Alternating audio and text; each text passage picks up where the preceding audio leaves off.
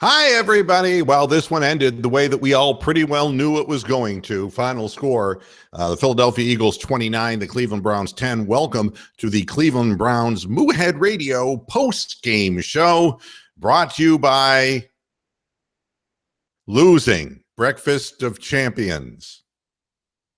How's everybody? Did you enjoy the game today as much as I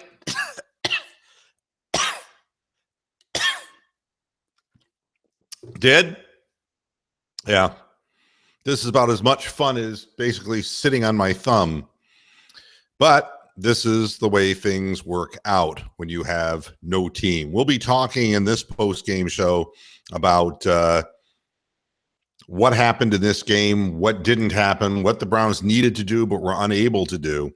Hi to Wabel, hi to Arbus, hi to Bronk, hi to you, 4439, hi to Kowalski, the Rev, Big Lurker UK, hello, CX360, nice to see you again. And Bronk is in the chat room as well. If you're watching along the YouTube line, if you want to make comments on this, it's easy. You can come over to mooheadradio.com to our chat room, and you can put your 2 cents worth in on just what horrible things happened on the field in Philadelphia today.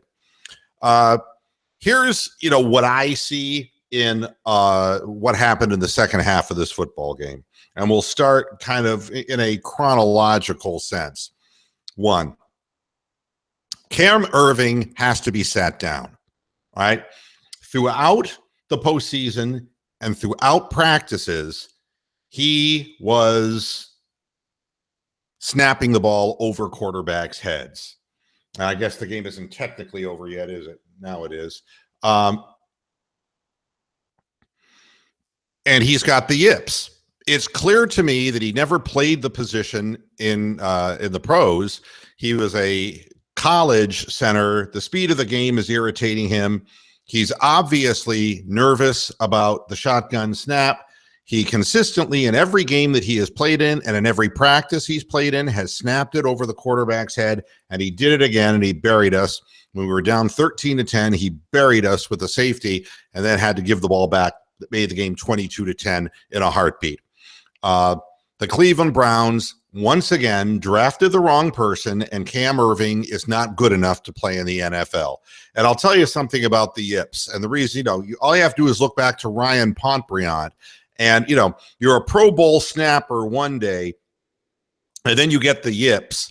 And once you get the yips, then it's in your head. If you don't believe me, ask Chuck Knobloch of the Twins, ask Steve Sachs of the Dodgers, the second baseman who lost their ability to throw to first base from the shortest part of the field because psychologically they had a problem. This is a huge problem for the Cleveland Browns because Cam Irving touches the ball on every play, and we can't afford it. And you can see that this team cannot afford any mistakes, let alone the kinds of ridiculous mistakes made by somebody who doesn't belong in the league. And we're going to have to put up with them all year like we did Justin Gilbert and like we did Johnny Manziel and all the other bad picks. But this guy has an emotional problem right now as far as snapping the ball. It's a huge problem. And that's the first thing that happened. The next thing that happened, and I'm getting my co-host in here. You there? Hey, Moo, can you hear me? Yeah. Hey, it's Jim Hammer from Columbus, Ohio. How's it going, Jim? Well, I didn't want to kill myself until the third quarter, so yeah, it's okay. Well, if you watch the first half, you might be under the impression that things maybe weren't so bad, Well, I'd have to say, no, this is not working out. I'd have to say that the defense on that first drive looked absolutely like they forgot how to play. I mean, it was pathetic. But otherwise, they held it together, seemed to play pretty well. So. Well, let me ask you this, Jim. You look like you're in a really okay. You're sideways. Okay. Trying to figure out. It's the first time I've done this on this iPad, so this is. Yeah, I know. If the iPad doesn't have the right kind of a swivel holder, you're going to end up having fun between portrait and landscape. It's all part of the fun. To start out this whole thing, I was talking about Cam Irving and the snap over the quarterback's head again and again and again. At what point, and I'm ready to call it quits. I think the guy's got the yips, and I think he's got a problem. I don't think you could possibly do this in every practice you play in, because it was widely reported in the Cleveland press that he was doing it throughout practices. And in each of the preseason games, he was snapping the ball either way high or directly over the head of the quarterback. At what point do you just kind of sit back and say the guy just can't cut it? I think he needs to take up a new career as a long snapper or magic like John Dermess from the Eagles, because put him at guard or something, whatever. But they definitely need to find something. It's just, you can't have that, especially when you're that close to the end zone. Fortunately for the Browns, they were still in it when he shot it through the end zone, but shortly thereafter, they weren't. The fact is, it was a 13-10 game, and that's where the game really pivoted. Yeah. Because then it was 15-10. We kicked the ball back to them. A big play by Carson Wentz. It's 22-10, and bang. Once you're down 22-10, you're in desperation mode. You're trying to throw. They know you're going to throw. RG3 gets sacked, and it appeared that he hurt his left arm. Yeah, and then actually, I think they were checking him for concussion on that last series before, right here at the end. Before the last Eagles drive, he got cracked pretty good on that sideline play, and it looked like he took a little head snap. So I don't know. It'll be interesting to see if that's something they talk about later this week. Some of the other things that I noticed that were glaring to me is that you can't. I mean, the time of possession was obviously cockeyed in favor of the Eagles, but normally I would say, well, that's because the defense isn't any good. But in this instance, your offense can't be either a 2-yard pass or a 50-yard bomb. Where is our intermediate passing game? Well, he kept throwing balls behind people too. That was the other part about it. On the one pick that they had, where that ball was clearly behind the receiver, there's no way he's going to catch that. It gets tipped up and intercepted, and they're like, because otherwise, if he leads them properly, that's going to be at least a 7-8 yard gain, and that's what we need. There are those 7-8 yard gains, down the field, at least to take the edge off, because we don't have any rushing game at all. I mean, there's nothing there. Well, but the thing that amazes me is that Andrew Hawkins, who I don't believe belonged to the team any more than Taylor Gabriel, and he was wide open in the end zone, and RG3 missed him. The accuracy of the quarterback wasn't for really very good today. But beyond that, I didn't see any attempts to use the middle of the field at all. It was either long bombs down the sidelines or they were little passes out on the flat. And they never used the tight end again after Barnidge dropped the first two. Right, and then they did have that one play where Pryor made that nice catch, kind of juggled the ball or whatever, and that was one that was up the middle of the field. Had he led him correctly, and even the announcers said it, which, we'll talk about Trent anyway, but had the announcers talk about it, he had led him correctly, that was going to be a huge play on a short pass. But they tried everything, it seemed like, on the outside. You made a great observation there, Mo. There's no question about it. I'm sorry, I have to apologize a little bit. My voice is a little shot today. I got to brag. Stipe Miocic was unbelievable. I was up at the fights last night, and actually didn't you see him tap out? No, yeah. Talking about the ultimate trolling by Joe Rogan. Let's watch that again in super slow motion a second time. Maybe we just had the wrong camera angle, Alistair. Oh, the Cleveland fans were just going nuts. And Ariel Helwani, who I really respect, even though Dana White is got ticked off at him, but he's a great MMA journalist, said that the Cleveland crowd rivaled Dublin, Ireland. If you're even mentioned with Dublin, Ireland in a fight crowd, and they did a great job. So hats off to all the fans that were there last night and everybody that watched it. And I'll tell you, it was a true Cleveland fan type of experience. It would have been what would have happened had the Cavs won Game 7 in Cleveland. It just was, electric. From the time that the music started and he walked out there, it was a good feeling. And then we watched this. So. Well, I think everybody knew this was going to happen. And I think, you know what the most exciting part for me, Jim, is that every year we get the new regime in, and it's how long before the head coach standing on the sidelines is seen with the who farted look? And for Hugh Jackson, there was that moment where it was like, and I always say the same thing out loud. It's like, welcome to Cleveland. It's like, I don't think these guys, when they take the job, realize just how far behind the 8 ball the organization is. Is that the same as Pat Shurmur face? Is that what that is? No, that actually is. Wait a minute. That's the I don't know what the fuck I'm doing face. That's the or the Alzheimer's face, the blank slate stare, the kumquat appearance. Yes, that would be Pat Shurmur. But I think every one of these coaches is kind of like, and after the first week, he'll brush it off and he'll say, well, there were some good things that we did here. We were in that game until this, and this. But by the time more passes are deflected and the other team catches them and gets first downs, and they throw balls behind their backs, or they run blitzes and Carson Wentz closes his eyes and throws it on the dime, when he sees that 10 more times, he's going to say, get me the fuck out of here, because it's like, this is like a Twilight Zone. And, when the 58-yard field goal goes in with no time on the clock, I've seen this so many times that, he's not going to quit. I know that Hugh Jackson won't quit, but he's got to know how far behind they are.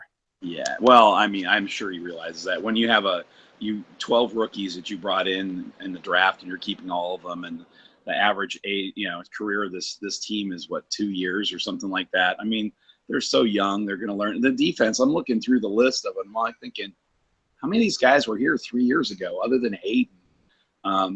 Even Tremaine, was brought in as a free agent. But I mean, they're so young on defense. Although there were some nice things about it, but there was a couple of things. A couple times they had good. It seemed like they had good coverage, and the line got to them. A couple times they started throwing pressure. I think Horton did a decent job. There was one play though that really kind of ticked me off. There was a play in the first half where it was the one catch that the tight end made. It was a perfect throw by Carson Wentz. I mean, absolutely a perfect throw. But what they ended up doing was they ran motion left to right, and it seemed like nobody picked up. I guess it was one of the young linebackers was supposed to have him, and I don't know what it was. But the tight end rolled out, came out left to right, and came out and was clearly just so wide open underneath. And it was just kind of like, that seemed to me like the example of what happens with a young team, because they just don't have any clue sometimes what they're supposed to do, where they're supposed to go. And you and I could have made that throw. It was so easy because the guy was so wide open. Well, but I hand it to Wentz though. I mean, he made some great throws today. I mean, that's it. I mean, that's the thing we're going to walk away from, is that in the first half, it was like, okay, he got off to a first start. The Browns were nervous, and so he had he wasn't contested, and he completed some passes. Then in the second quarter, didn't look so good.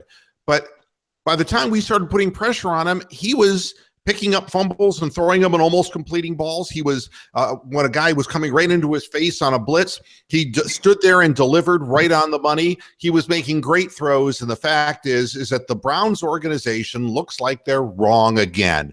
And when you come out, you're Scott DiPodesta, and you say he's not, in our estimation, going to be one of the 20 best quarterbacks in the league, you better be damn well certain about what you're saying, because you're better off keeping that to yourself. It's going to be bad enough if Carson Wentz ends up having a long career. I don't mean a Hall of Fame career, but I mean a long career as a quarterback. He's going to be in the league a lot longer than Robert Griffin III and what we have. And this is like the tip of an iceberg. If we end up with a bunch of guys who are just flunky drafts again, and this guy, if he were my quarterback, based on knowing that he was playing the Browns, who weren't a good football team, but he did A, what he needed to do, and B, he showed a strong arm, an accurate arm, and he showed composure in the pocket. And that team isn't very good either. I mean, they're not going to win a lot of games this season, even though Wentz is going to look pretty good. But I think something you pointed out as well was the accuracy of RG3 on some of those passes. You sit there and you're watching this guy that wasn't good enough for us, and all of a sudden he's just threading the needle. That touchdown pass after on the drive after the safety, after he just got blasted on 4th down and came back and threw the touchdown pass. And that ball was just right on the right shoulder on the outside part.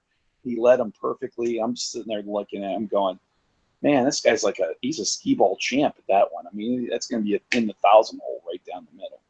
So that part is going to be really frustrating. We have to watch that kind of stuff all year. But the good part is that the Eagles are going to suck the rest of the season. I mean, they're not going to win too many games. And we get their draft pick. So, but the other thing. The other thing that kind of makes me a little bit concerned about the Wentz situation is he came advertised. The 3 things that they said about him is that he was big, he had a strong arm, and that he was very bright. All right. Now, that is not what we heard about Jared Goff. What we heard about Jared Goff is he had little spindly legs.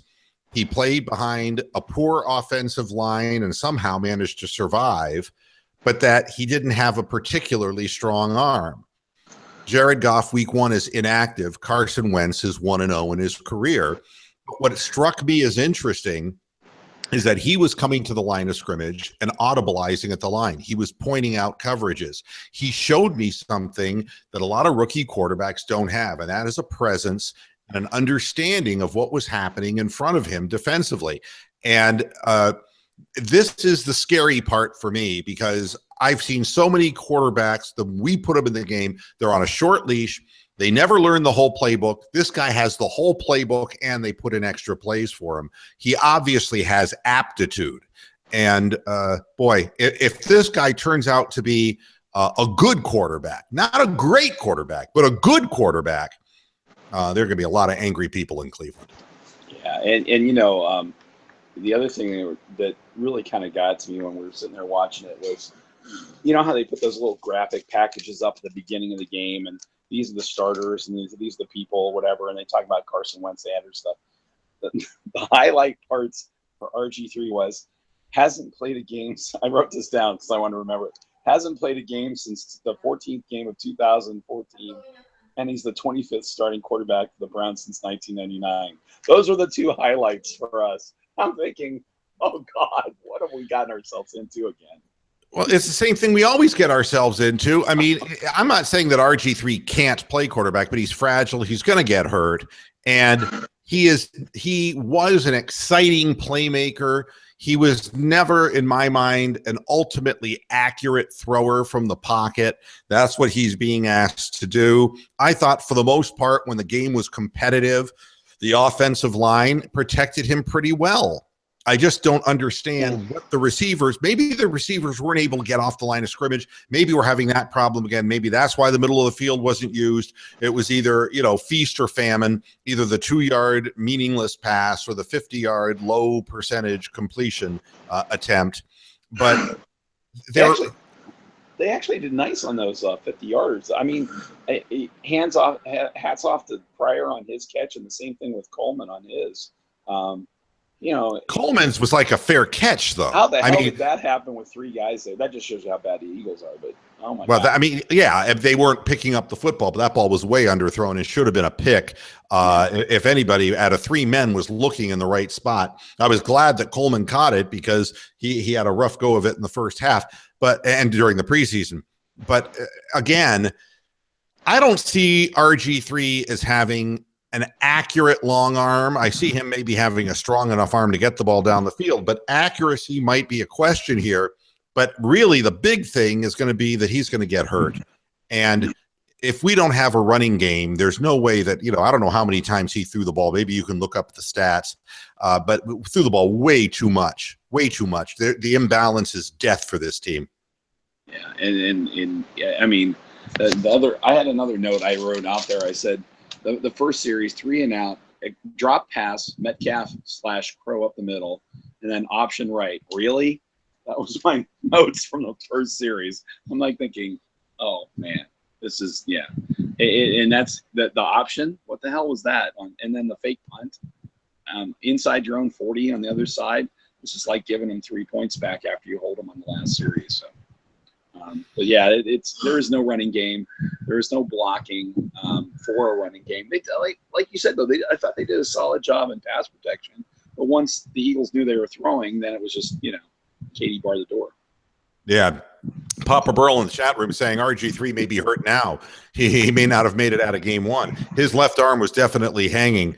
And, again, when you put your quarterback in harm's way in a must-throw situation, I mean, the one thing that Hugh Jackson made perfectly clear today with his literal self-assassination, go for it on 4th and 5 out of a non-blocking scheme, is that he's going to try to win football games. He doesn't care how bad the score looks. He's going to continue going for it and trying to win games. This is not going to be like we've seen in previous years where we just try to manage the game so that they're at least quasi-respectable. This is a game that when the score is 22-10, we have a chance with a touchdown to get within 5 points of them, and you try to go for it, then they end up getting the score at the end of the game. He doesn't care what the final score is. He's going to try to win, and I appreciate that. But I got to be honest with you, when you look at other teams' running backs, I'm going to talk about Duke Johnson for a minute. He's a clever, shifty guy coming out of the backfield. But when you hand the ball off to him, he looks positively slow to me. Yeah.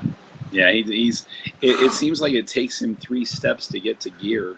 And it's kind of like it does. It looks like, I noticed that as well.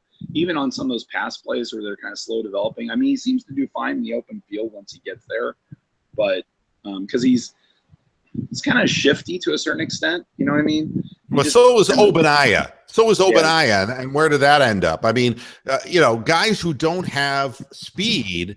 I mean, he's shifty, and maybe he can beat a linebacker out in the flats and maybe make a cutback, but he's not going to be a big play guy because he doesn't have the speed.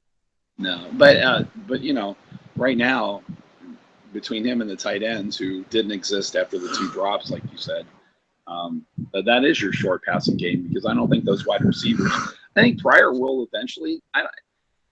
We keep throwing. You think to yourself, well, we got Josh Gordon coming back, but the last incarnation of Josh Gordon wasn't anything to write home about either.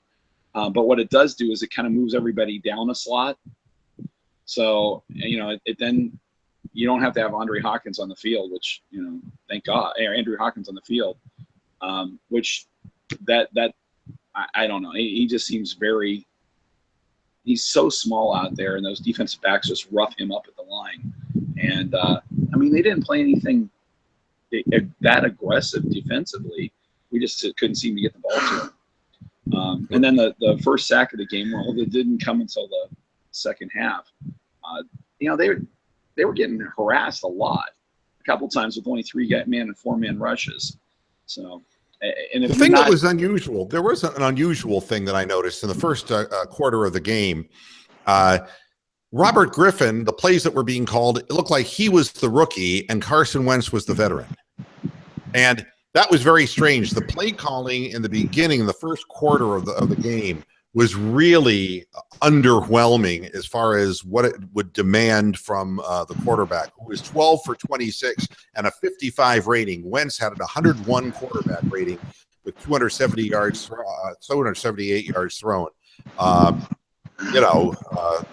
Crowell made a bunch of yardage at garbage time, but there really wasn't anything running. And Coleman had 2 catches, Pryor had 3, Duke Johnson had 3, Crowell had 2, Malcolm Johnson had 2. Add that up of the catches that were made, and Barnish did not make one, neither did Andrew Hawkins. I don't know what in the hell, Ricardo Lewis, why in the hell we draft these people so that Andrew Hawkins can play? I have no damn idea. But Malcolm Johnson, Isaiah Crowell, and Duke Johnson, literally 7 of the 12 completions were to running backs. Yeah, it's not going to cut it with this team, and they got it. I mean, even if it's something where they can at least get something in between, just like you said, maybe there's an issue where they don't think that RG3 is strong enough to throw an accurate ball over the middle, and they think it's just going to get picked. I remember a few seasons ago when 20 years ago. 20 years ago when there was a season where Joe Montana had like 12 picks in a season, they found that 6 of them came on one play, so they took it out of the playbook. Well, if they did that, the Browns would only have 3 plays. So we don't have that opportunity to just take things out. But it seemed like that part of the game was missing. And you know, I thought the tight ends were kind of a strong point on this team, and they didn't seem to be a contributing factor at all. So. Well, I mean, the Reverend Kowalski has asked me in the chat room, what in the hell's going on with the offensive line? The tight ends and running backs are doing a terrible job picking up the chips. Yeah, well, I mean, look, who's in the game? I mean, Isaiah Crowell is not a good blocker. Duke Johnson's not big enough to be a good blocker. And whoever Malcolm Johnson is, he's obviously not a good blocker. So we don't have – well, yeah, and the reason Malcolm Johnson's playing so many snaps, he's supposed to be the blocking back, and he's supposed to be giving additional protection to the quarterback. The offensive line is you got a guy who's nervous in the center position, and that's not a good thing. And, you know, I just don't think that we – how would I put this nicely? We don't have a forward drive. We don't push the other team's defensive line backwards. We don't have a push. And it's a problem that we always have in Cleveland is this whole notion. I would get rid of the blocking back and Malcolm Johnson altogether and open up the offense and just spread it out, because you don't have a power running game. That's obvious. And why put another slow guy in there who can't block? It doesn't make any sense to me. That's my answer to that. It's not saying, maybe just some quicker plays, maybe, or something like that. But yeah, it just, you know, and though maybe the takeaway that I had from the end was, even though it didn't seem like the defense played all that great, and then they seemed to play okay again, was after Joe Hayden kind of came out, then he had a couple of really good defensive plays.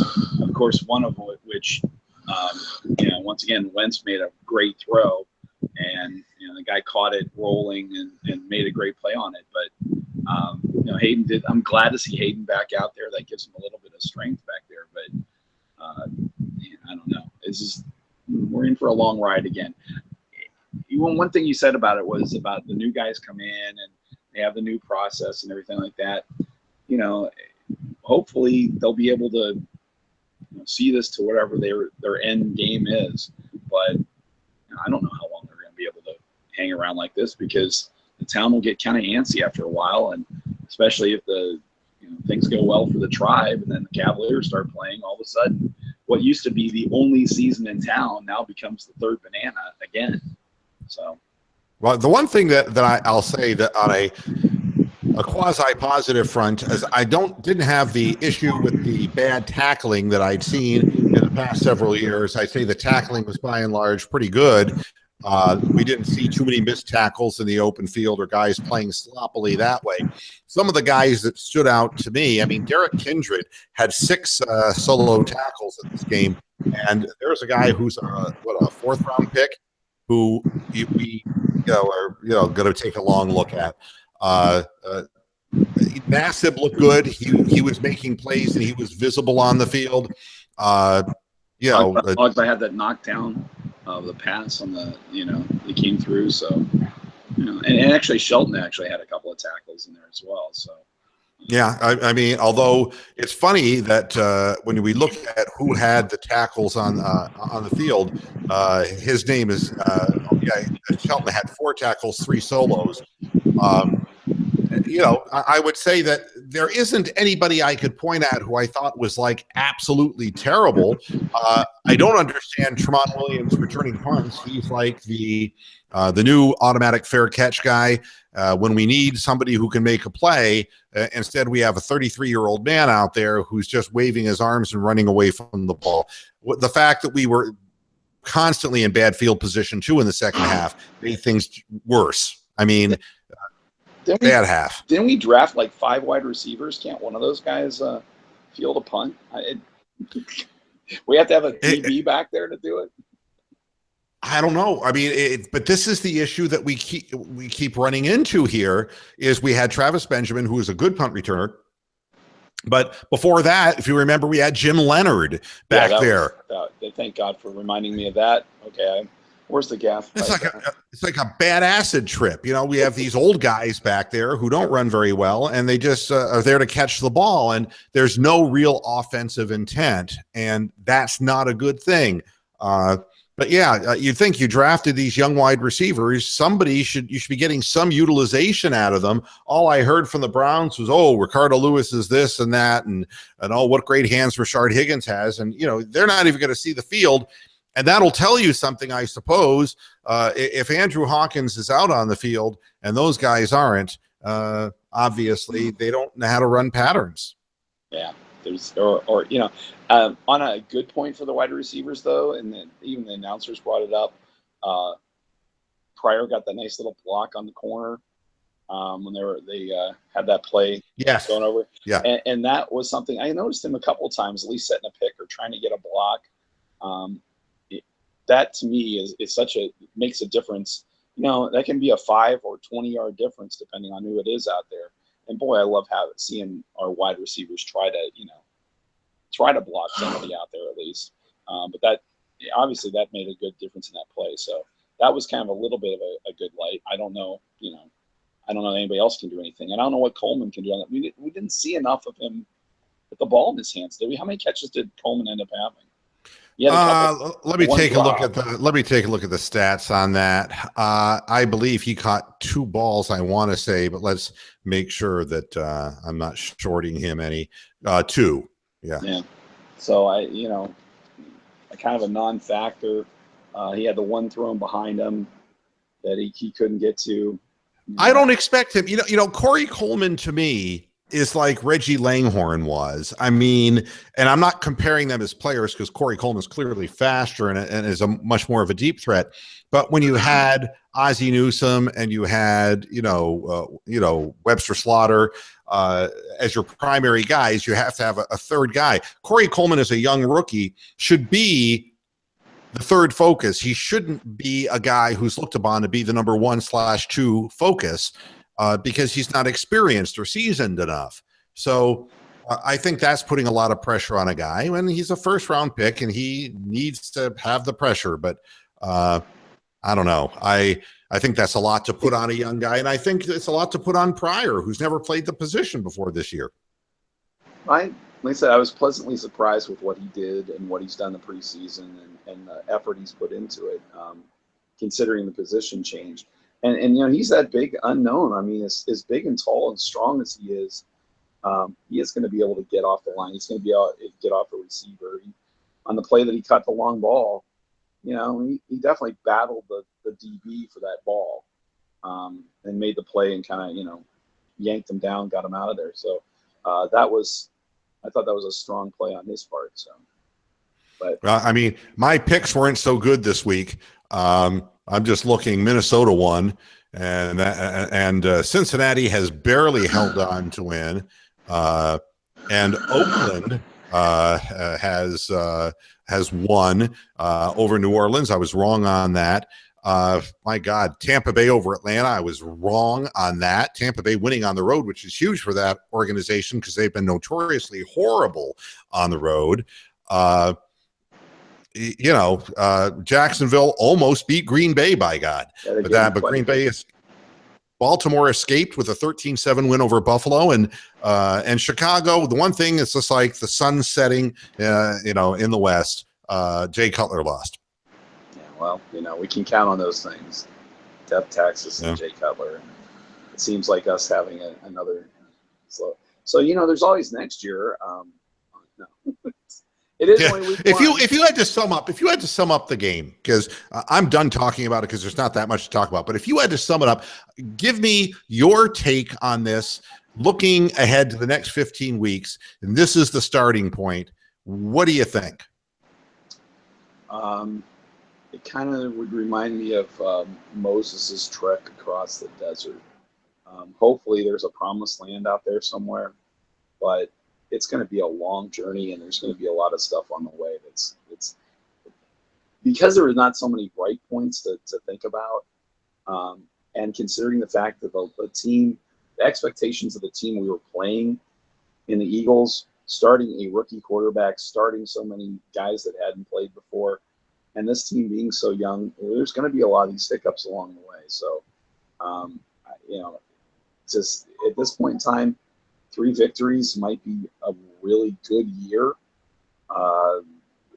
I would like to see them be competitive.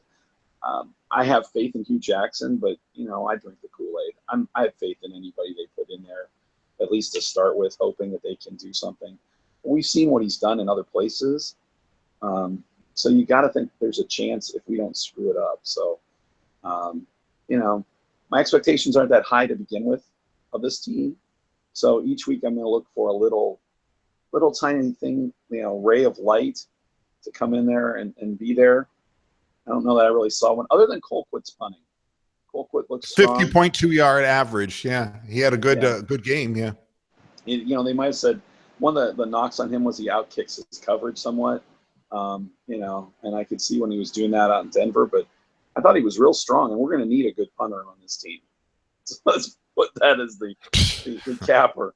We're going to need a good punter on this team, and and maybe there's a career for Irving as a long snapper. I'm thinking that could be his. And maybe he can get that down and try to figure that out, that angle there. What I think for Cam Irving personally is that, the promotional guy with the T-shirts who shoots him into the crowd, he can snap him into the crowd.